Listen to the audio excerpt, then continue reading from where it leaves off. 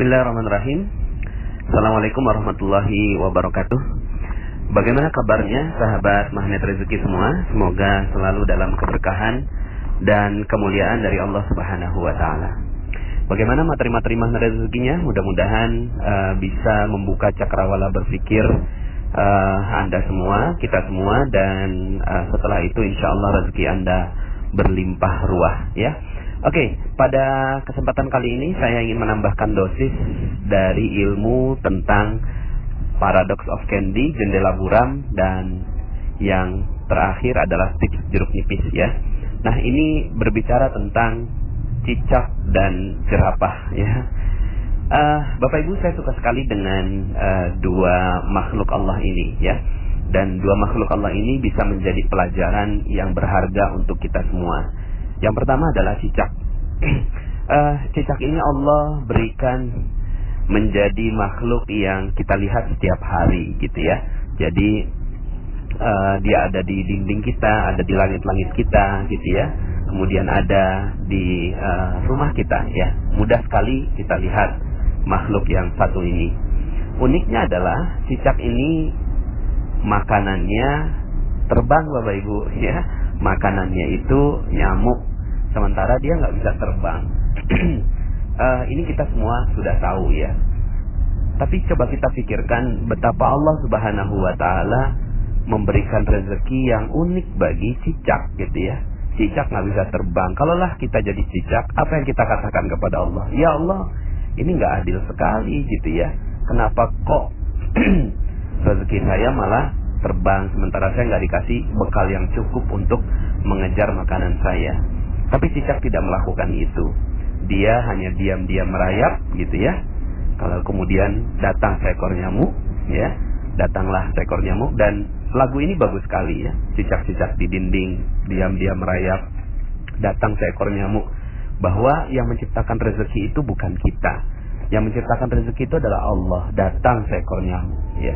Baru kemudian di situ hab. Nah, ilmu hab inilah yang kita pelajari, gitu ya. Ilmu menangkap nyamuknya itu. Tapi sebelum nyampe ke ilmu hab, Bapak Ibu, pernah nggak Bapak Ibu melihat ada cicak yang jatuh, ya, dari langit-langit, kemudian tiba-tiba si cicak ini jatuh ke lantai, ya. Itu nyamuknya udah dikit lagi, Bapak Ibu, ya. Itu lidahnya udah menjulur, gitu ya. Terus kemudian sedikit lagi itu nyamuk kena.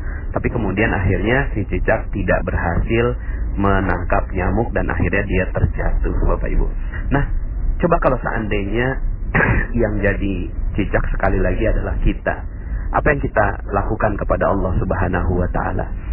Apakah kita mengatakan demikian? Ya Allah, sungguh nggak adil. Pokoknya saya udah frustasi, saya stres, saya udah nggak mau lagi nyari makan. Ya udahlah, pokoknya terserah engkau. Kalau seandainya saya mati, terserah deh, gitu kan?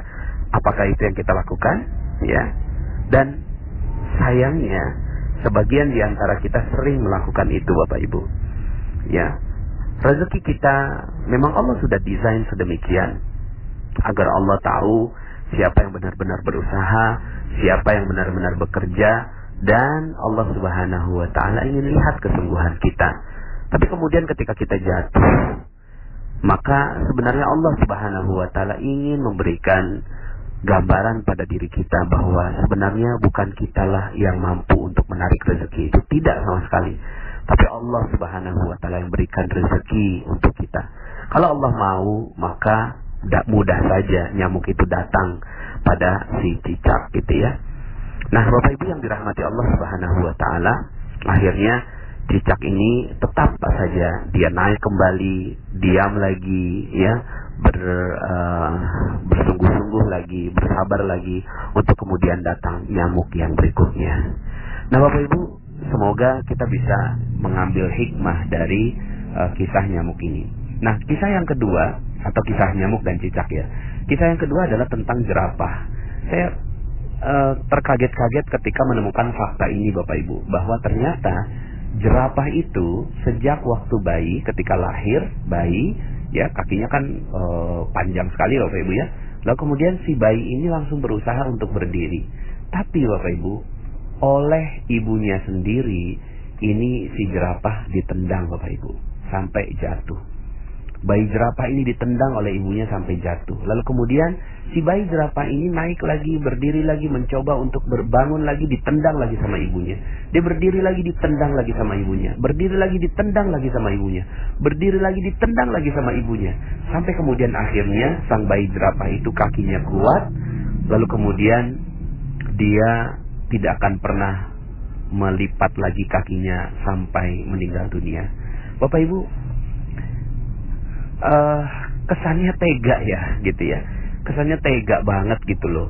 Seorang ibu kok ya bisa menendang anaknya atau bayinya sendiri. Masih bayi loh gitu kan. Tapi ditendang. Tapi begitulah kehidupan. Allah ingin menggambarkan kehidupan jerapah. Bahwa ya ibunya jerapah ini punya niat yang sangat-sangat baik untuk menjatuhkan sang bayi jerapah ini. Tapi kemudian ya si bayi jerapah ini nggak paham kenapa saya harus jatuh gitu ya. Tapi untungnya bayi jerapah ya bayi jerapah Bapak Ibu ya. Dia naluriahnya adalah ketika dia dijatuhkan dia tidak protes. Coba kalau seandainya bayi jerapah itu adalah kita, mungkin ya yang kita lakukan adalah melapor ibu kita ke pengadilan Bapak Ibu ya. Mungkin saat itu ya kita marah-marah sama ibu kita dan seterusnya. Tapi inilah bayi jerapah yang ketika dia ditendang, dijatuhkan, dia bersabar dan mengikuti prosesnya. Bapak Ibu yang dirahmati Allah Subhanahu wa taala, mungkin sebagian di antara Anda yang mendengarkan audio ini ada yang sedang dijatuhkan oleh Allah Subhanahu wa taala. Ada yang sedang terpuruk nasibnya. Ada yang sedang menderita banyak sekali musibah. Ada yang sedang bermasalah dengan suaminya, dengan istrinya, dengan orang tuanya. Ada yang bermasalah dengan bisnisnya. Ada yang bermasalah dengan rekan-rekan di dalam perusahaan. Dan seterusnya. Ada yang mungkin uangnya diambil orang, ditipu dalam sebuah bisnis. Dan seterusnya. Bapak Ibu, kalau seandainya Anda menjadi cicak dan menjadi jerapah yang dijatuhkan oleh Allah Subhanahu wa taala, maka betapa bahagianya Allah. Seandainya Anda sekarang yang sedang terjatuh itu, lalu kemudian katakan kepada Allah, "Ya Allah, saya siap untuk naik lagi, saya siap untuk bangkit lagi, belajar lagi. Dan seandainya Engkau jatuhkan aku, maka aku siap untuk bangkit kembali. Kau jatuhkan lagi, maka kami siap untuk bangkit kembali." Bapak Ibu, betapa bahagianya Allah seandainya Anda adalah orang yang seperti itu. Dijatuhkan oleh Allah. Tujuan Allah menjatuhkan Anda pasti ada maksud yang sangat-sangat mulia. Allah menjatuhkan Anda tidak mungkin jatuh sendiri Bapak Ibu. Anda jatuh sekarang ini pasti ada sebab Allah Subhanahu wa taala menjatuhkan Anda. Sebabnya macam-macam Bapak Ibu. Yang pasti satu hal, pola yang terbentuk adalah pola seperti jerapah. Allah ingin agar Anda kuat. Allah ingin agar Anda tegar. Allah ingin agar Anda luar biasa. Lalu kemudian dijatuhkan lagi. Jadi, kalau Anda jatuh sekarang, berbahagialah. Berbahagialah. Kenapa? Karena yang menjatuhkan Anda adalah Allah Subhanahu wa taala. Yang menjatuhkan Anda bukan orang lain Bapak Ibu. Bukan orang lain. Kalaulah seandainya ada orang lain yang menjatuhkan Anda saat ini, yang mengambil uang Anda, yang melaporkan Anda ke polisi, yang mungkin menjadikan Anda hina, dimaki-maki dan seterusnya, dan Anda lihat bahwa semua orang yang menyebabkan itu adalah manusia yang Anda benci, yang Anda tidak suka, percaya saya Bapak Ibu, bahwa itu bukanlah manusia yang menyebabkan itu semua. Karena tidak mungkin terjadi hal-hal yang ada di muka bumi ini kecuali atas izin Allah Subhanahu wa taala. Semua terjadi atas izinnya. Semua terjadi atas desainnya. Semua terjadi atas rekayasanya. Semua yang terjadi di muka bumi ini atas seluruh perintah-perintahnya. Maka maafkan semua orang yang ada di sekitar Anda. Karena bukan karena mereka Anda jatuh, bukan karena mereka Anda tersungkur, bukan sama sekali. Tapi Anda jatuh karena Allah Subhanahu wa taala ingin melihat Anda tegar, ingin melihat Anda menemukan kesalahan-kesalahan Anda, ingin melihat Anda belajar lebih baik lagi, ingin melihat Anda menangis dan menyebut namanya. lalu kemudian Anda bangkit kembali seperti bayi jerapah yang siap untuk berdiri. Bapak Ibu yang dirahmati Allah Subhanahu wa Ta'ala, sekali lagi, jika Anda sekarang sedang berat, maka nggak usah sirami diri Anda dengan jeruk nipis, Bapak Ibu, ya. Nggak usah, ya. Sudah, lepaskan jeruk nipisnya dan terima kejatuhan Anda sebagai satu paket dari rezeki Anda. Satu paket. Fa inna ma'al usri yusra. Inna ma'al usri yusra. Sesungguhnya bersama kesulitan ada kemudahan. Sungguh bersama kesulitan ada kemudahan.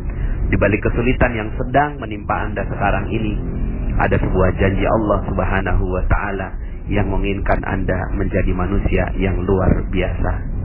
Kuntum khaira ummatin ukhrijat linnas.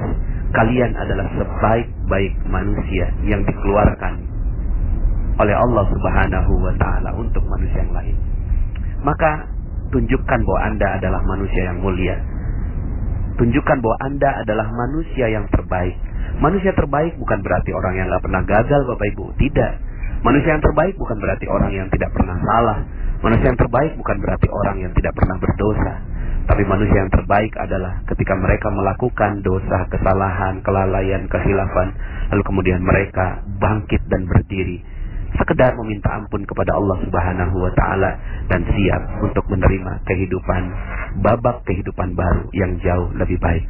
Saya doakan tulus dari hati saya yang paling dalam agar Anda semua yang mendengarkan audio ini menjadi manusia-manusia terbaik di muka bumi yang siap memberikan karya terbaiknya untuk umat manusia. Terima kasih, saya Nasrullah. Sampai jumpa dalam audio-audio berikutnya. Assalamualaikum warahmatullahi wabarakatuh.